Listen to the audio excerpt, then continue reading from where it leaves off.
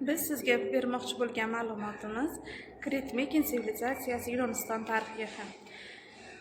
Biz antik davr deganda ko'zimiz oldiga dubulg'ali askarlar, qurol ko'tarib otliq mingan jangchilar va tasavvur qilamiz. Lekin Krit Mekin sivilizatsiyasi mutlaqo boshqacha bo'lgan.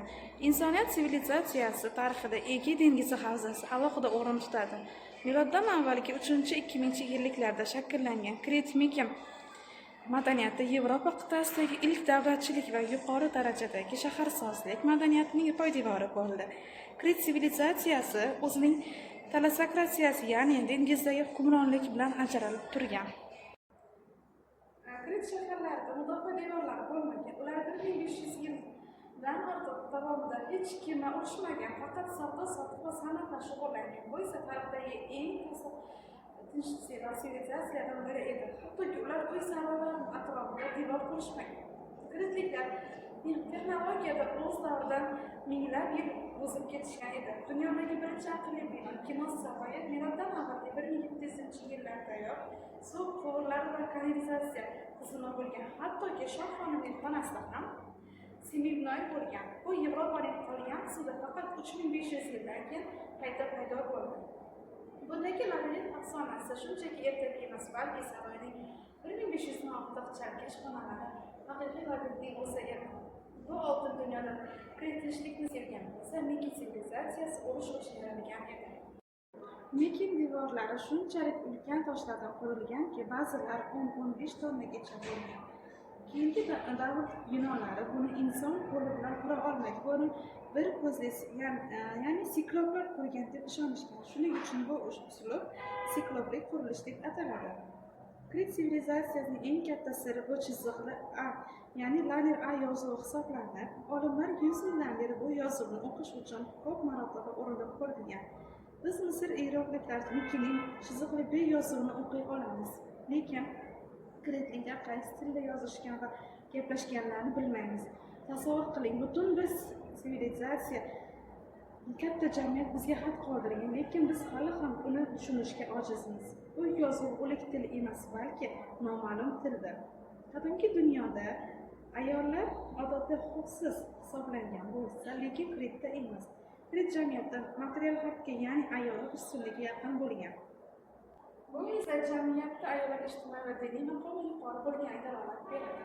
Kritlik ayollarning kiyinish uslubi o'sha davr uchun juda muhim va g'alati edi. Ular ko'proq korset va yorqin ranglardan foydalangan. Eng hayratlanarlisi, tikuv mashinasi bo'lmagan davrda ham murakkab tikuvchilik sirlarini bilgan. Ularning kiyimlari rang-barangligi va murakkabligi hozirgi 19-asr madaniyat modasini eslatadi. Yana bir qiziq ma'lumot, sport o'yinlari va diniy marosimlarga kelsak, ayollar bosh rollarda tasvirlangan. Hattoki ular erkaklar bilan birgalikda sportda o'yinlarda qatnashgan. Ularning eng mashhur bo'lgan sport o'yini buqalar ustida sakrash sportida. Unda yigitlar va qizlar yugurib kelayotgan bu ulkan buqaning shoxidan ushlab sakrab o'tishgan. Bu ham sport ham diniy marosim bo'lib fuqarolarga o'sha buqaning shoxi ilohiy hisoblanib, ularga kuch beradigan tasavvur bo'lgan. Bu esa sportning eng birinchi professional xavfli sport turi hisoblanar edi.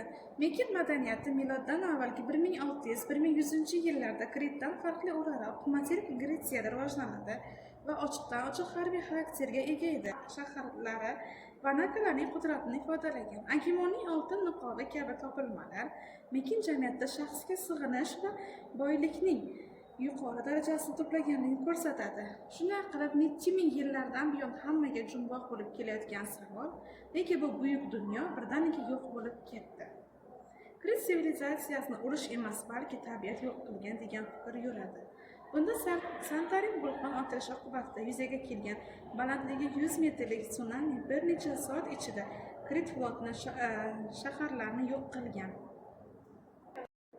Mekin sivilizatsiyasi nafaqat ichki yurishlar, balki dengiz xalqlari hujumi bilan halok bo'lgan degan taxmin bo'lib, tarixchi olimlar hali ham bu sirli dengiz xalqlarini kim bo'lganini bilishmaydi. Ular xuddi kim apokalipsis kabi kelib, butun o'rta yer dengiz sivilizatsiyalarini yer bilan yakson qilib, keyin izsiz qo'yib bo'lishgan.